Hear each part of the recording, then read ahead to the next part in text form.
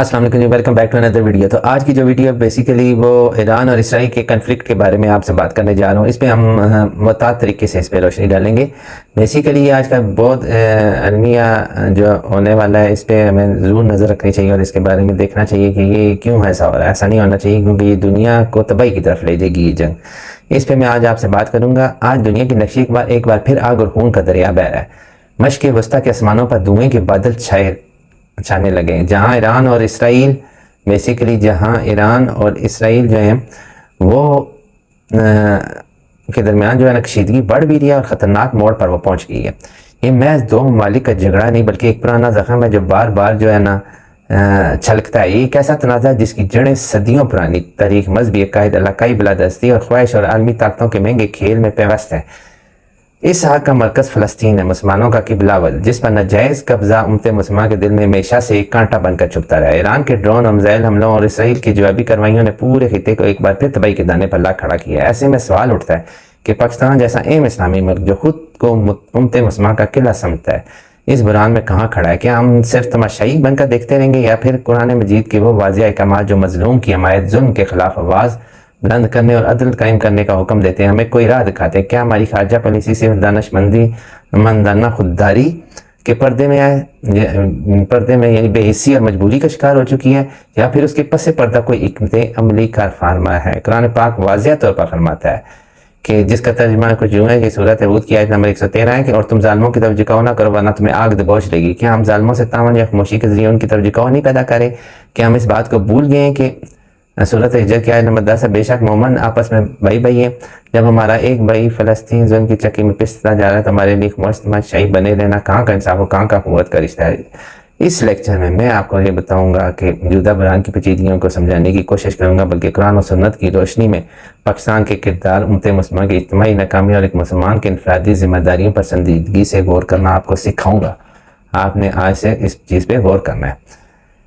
اس پورے تنازع کو سمجھنے کے لیے اس پر اپنا موقف میں آپ کو دینے سے پہلے قرآن مجید کی بنیادی مجھے بھی اور آپ لوگوں کو بھی اصولوں کو سامنے رکھنا ہوگا جو ہر مسلمان کے لیے حتمی رہنمائی اصول ہے زندگی گزارنے کی۔ قرآن پاک ظلم کو انتہائی سخت الفاظ میں مذمت کرتا ہے اور ہر حال میں عدل قائم کرنے کا حکم دیتا ہے، چاہے وہ دشمن کے خلاف ہی کیوں نہ ہو۔ یعنی سورۃ مائدہ کی آیت نمبر 8 ہے، ایمان والو اللہ کے لیے انصاف پر قائم رہنے والے اور حق کی گواہی دینے والے بنو۔ اس قوم کی دشمنی تمہیں اس بات میں آمادہ نہ کر دے کہ تم انصاف سے کام نہ لو، انصاف نہ کرو، یہ تقویٰ کے زیادہ قریب ہے۔ یہ آیت اسرائیل کے ساتھ ہمارے تاریخی اختلافات کے باوجود فلسطینیوں کے ساتھ ہونے والے کسی بھی ناانصافی کے خلاف آواز اٹھانے کی اہمیت کو واضح کرتی ہے۔ مزید جو ہے سورۃ بقرہ کی آیت نمبر 119 اور زیادتی نہ کرو، بے شک اللہ زیادتی کرنے والوں کو پسند نہیں کرتا حکم ہے، بلکہ ہر طرح کے جرحانہ عمل پر بھی ہمیں لازمی سے بولنا چاہیے جو بھی ہو رہا ہے، ٹھیک ہے، کوئی غلط کر رہا ہے۔ قرآن پاک مظلوموں کی مدد کرنے پر زور دیتا ہے، چاہے وہ کسی بھی خطے یا مذہب سے تعلق رکھتے ہوں۔ سورۃ النساء کی آیت نمبر 75 ہے کہ اور تمہیں کیا ہو گیا کہ تم اللہ کی راہ میں اور ان کمزور مردوں، عورتوں اور بچوں کی خاطر نہیں لاتے جو فریاد کرتے ہیں کہ اے ہمارے رب ہمیں اس بستی سے نجات دے جس کے باشندے ظالم ہیں، اور اپنی طرف سے ہر کوئی حامی مددگار مقرر فرما۔ فلسطین کے بے گناہ مرد اور عورتیں بچے صدیوں سے اس فریاد کو دہرا رہے ہیں، کیا ہم ان کی مدد کرنے سے قاصر ہیں؟ یہ سوال کیا کریں خود سے۔ قرآن پاک مسلمانوں کو ایک جسم کی مانند قرار دیتا ہے اور ان کے باہمی وحدت اور ایک دوسرے کے معاملات میں دلچسپی لینے پر زور دیتا ہے۔ سورۃ آل عمران کی آیت نمبر 103 ہے، اور تم سب مل کر اللہ کی رسی یعنی کہ قرآن پاک کو مضبوطی سے تھام لو، فرقے میں نہ پڑو۔ سورۃ ہجر کی آیت نمبر 10 ہے، بے شک مومن آپس میں بھائی ہیں، جب فلسطین جیسے مسلمانوں پر ظلم ہو رہا ہے تو پوری امت مسلمہ کی یہ مشترکہ ذمہ داری بنتی ہے کہ وہ اپنے بھائی کے درد کو محسوس کرے اور اس کی مدد کے لیے عملی اقدامات کرے۔ خاموشی یا غیر جانبدار رہنا در حقیقت قرآن کی ان واضح احکامات سے روگردانی ہے۔ بیسیکلی دیکھا جائے تو حقیقت میں دیکھا جائے تو اسلام جنگ کو صرف دفاع یا ظلم کے خاتمے کے لیے جائز قرار دیتا ہے، جاریت کے لیے نہیں۔ ہمیشہ یہ بات آپ یاد رکھیں، صلح کو ترجیح دینی چاہیے، اور اگر وہ صلح کی طرف جھک جائیں تو آپ بھی اس کی طرف جھک جائیں اور اللہ پر بھروسہ رکھیں۔ موجودہ تنازع میں دونوں اطراف کے دموں کو ان کے ان اصولوں پر پرکھنے کی اشد ضرورت ہے۔ ہمیں خود بھی ان کے ہر بات کو سننا چاہیے اور پھر اسے پرکھنا چاہیے کون صحیح کہہ رہا ہے، ایران کے بھی اور اسرائیل کے بھی، اس لیے کہ ہمیں قرآن پاک کے جو احکامات ہیں اس کے مطابق دیکھنا پڑے گا۔ بیسیکلی یہ تنازع جو ہے وہ اچانک نہیں پیدا ہوا، اس کی جڑیں بڑی گہری ہیں۔ ایران کے 1979 کی جو اسلامی انقلاب کے بعد کی حکومت اسرائیل کو ایک غاصب سیانی وجود قرار دیتی ہے اور اسے ختم کرنے کی بات کرتی ہے۔ ایران حماس اور حزب اللہ جیسی تنظیموں کو کل عام سیاسی مالیاتی اور عسکری امداد فراہم کرتا ہے، جس کا بنیادی مقصد اسرائیل کے وجود کو ختم کرنا ہے۔ اسرائیل ایران کو اپنے وجود کے لیے سب سے بڑا وجودی خطرہ سمجھتا ہے، خاص طور پر اس کے جوہری پروگرام اور خطے بھر میں اس کے پراکسی گروپوں کی سرگرمیوں کی وجہ سے براہ راست جنگ سے وہ گریز کرتے ہوئے دونوں ممالک خطے میں اپنے اثر و رسوخ کے ذریعے ایک دوسرے کے خلاف لڑتے رہے ہیں۔ اسرائیل ایران کے جوہری سائنٹسٹ اور فوجی اہلکاروں کو نشانہ بناتا رہا ہے اور شام وغیرہ میں ایران کے اہداف پر حملہ کرتا ہے۔ ایران حزب اللہ، لبنان اور مختلف جو ہے نا عراق، یمن اور ماس وغیرہ کے ذریعے اسرائیل کو نشانہ بناتا رہا ہے اور اس کی سلامتی کو بھی چیلنج کرتا رہا ہے، یعنی دونوں لگے رہے ایک دوسرے کے ساتھ۔ حماس جو ہے بیسیکلی وہ اسرائیل میں بڑے حملے میں موجودہ بحران کو جنم دیا۔ اسرائیل کے جوابی حملوں نے خاص طور پر جو غزہ پٹی پہ تھے تو اس کی جو ہے نا کی وجہ سے بہت زیادہ لوگ شہری جو ہے شہید ہوئے اور بے گھر ہوئے، تو بین الاقوامی طور پر اس کی شدید مذمت کی گئی ہے۔ اپریل 2024 میں ڈرون حملوں کے ذریعے اسرائیل نے براہ راست حملہ کیا۔ اس حملے کو ایران نے اپنے سفارت خانے پر اسرائیلی حملے کے جواب میں قرار دیا۔ یہ پہلا موقع تھا جب ایران نے براہ راست اسرائیلی سرزمین پر حملہ کیا۔ اسرائیل بیسیکلی جو ہے نا وہ محدود جوابی جو حملہ جو ہے نا اس نے کرنا چاہ رہا تھا، لیکن اس سے مسٹیک ہو گئی، اس نے بہت بڑا حملہ کر دیا، جس کی وجہ سے علاقے میں اب اتنی زیادہ کشیدگی ہو چکی ہے ایران اور اسرائیل کے درمیان۔ دعا ہے کہ اللہ پاک سے ان دونوں میں کوئی مسئلہ ایسا نکل آئے درمیانی رستہ، جس کی امید بہت کم نظر آتی ہے۔ تو پاکستان کا موقف جو ہے وہ بیسیکلی بہت واضح ہے اس مسئلے میں۔ پاکستان ایران اسرائیل براہ راست تنازع میں بیسیکلی جو ہے نا غیر جانبداری کا اعلان کیا ہوا ہے فی الحال، جو ہے نا اوپنلی جو نہیں اس نے کیا، اور یہ ایک قسم کی دانشمندانہ جو ہے نا اور احتیاط پہ انہوں نے اس کے ساتھ بیان دیا ہوا ہے۔ پاکستان اسرائیل کی غزہ پر جاری معلق کارروائیوں کی شدید مذمت کرتا ہے جو اسرائیل کی طرف سے غزہ میں ہو رہا ہے، ٹھیک ہے، اور ایران پہ ہو رہا ہے، اور فوری سے اس طور پر اسے بند کرنے کا مطالبہ بھی کرتا ہے۔ پاکستان فلسطینیوں کے جائز حقوق کو خاص طور پر ایک آزاد اور خود مختار فلسطینی ریاست اور قیام کے حق پر بھی زور دیتا ہے۔ بیت المقدس اور اس کا دارالحکومت اور پاکستان نے اسرائیل کو تسلیم نہیں کیا۔ پاکستان ایران کے ساتھ اپنے سفارتی اور سرحدی تعلقات پر معمول پر لانے کی کوشش کر رہا ہے۔ ایران کے اسرائیل پر حملے کے بعد پاکستان نے کسی فریقی حمایت کا اعلان ابھی تک اوپن کھل کر نہیں کیا۔ پاکستان خطے میں امن اور استحکام کی اہمیت پر زور دیتا ہے، تنازع کے حل کے لیے بات چیت اور سفارتی کوششوں کی حمایت کرتا ہے۔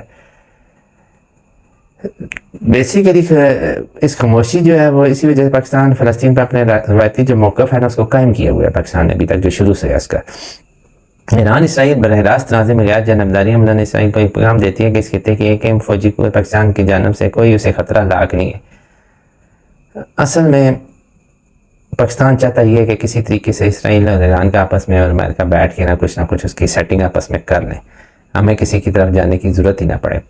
لیکن محض بیانات جو ہے نا جاری کرنا اور اقوام متحدہ میں تقریری کرنا کافی نہیں ہوتا۔ بیسیکلی آپ کو لازمی سے اس کے بتانا پڑتا ہے کہ یہ صورت صف کی آیت نمبر 2-3 ہے کہ اے ایمان والا تم وہ بات کیوں کہتے ہو جو کرتے نہیں، اور اللہ کے نزدیک سخت ناپسندیدہ بات ہے کہ تم وہ کو جو کرتے نہیں۔ کیا ہم فلسطینیوں کے ساتھ اپنی عملی یکجہتی و مدد کو صرف الفاظ کی محدود رکھنے پر اللہ کے غضب کو دعویٰ نہیں دے رہے؟ پاکستان اپنے شدید معاشی بحران، اندرونی سیاسی عدم استحکام کے سلسلے میں براہ راست فوجی مداخلت کی کوئی گنجائش نہیں، ایک تلخ حقیقت ہے۔ قرآن پاک ہمیں سکھاتا ہے کہ مشکلات ایمان اور عمل کے جذبے کو کم نہیں کرنی چاہیے۔ سورۃ البقرہ کی آیت نمبر 216 ہے، اور ہو سکتا ہے کہ تم کسی چیز کو ناپسند کرو حالانکہ وہ تمہارے لیے بہتر ہو۔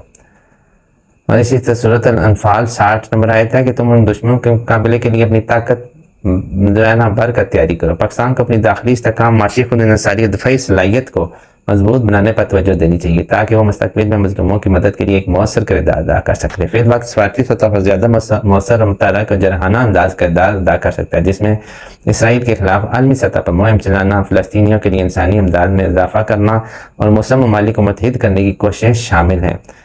پاکستان اپنی جغرافیائی اہمیت اور جو بیسیکلی آبادی اور فوجی صلاحیت کے باوجود امت مسلمہ کو متحد کرنے یا اس کا واضح رہنمائی کرنے میں ناکام رہا۔ یہ ناکامی صرف پاکستان کی نہیں بلکہ پوری امت کی ہے، جس میں بااثر عرب ممالک بھی شامل ہیں جو اسرائیل کے ساتھ تعلقات معمول پر لا چکے ہیں۔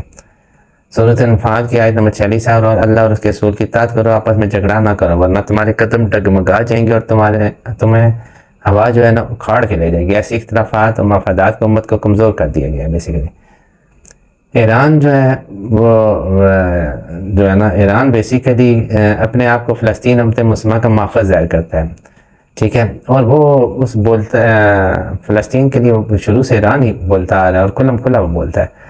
تو ایران نے بہت زیادہ ایفرٹس کیے ہیں کہ فلسطین کو جو ان کے حق ہیں وہ مل سکے، فلسطینیوں کو، وہاں کے جو رہائشی ہیں جن پہ اسرائیلی ظلم کرتے ہیں وہ کوشش کرتے رہتے ہیں کہ ان کو کافی سارا وہ کریں، لیکن وہ اس میں کامیاب نہیں ہو سکے ابھی تک۔ وہ کوششیں کرتے رہتے ہیں لیکن اسی طرح یہ چلتا رہا۔ ایران کی پالیسیوں نے بہت زیادہ ان کی پالیسیوں میں کچھ کو بہت زیادہ اس سے اختلافات بھی رہے ہیں، لیکن وہ مسلمانوں کے حق میں، فلسطینیوں کے اسپیشلی حق میں وہ ہمیشہ سے کھڑے رہے.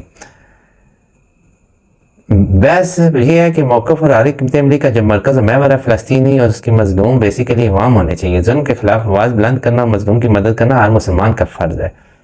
ٹھیک ہے. صورت اللہ عمران کی آیت نمبر 110 ہے کہ تم بہترین امت ہو جو لوگوں کی رہنمائی کے لیے پیدا کی گئی ہے، تم نیکی کا حکم دیتے ہو اور برائی سے روکتے ہو.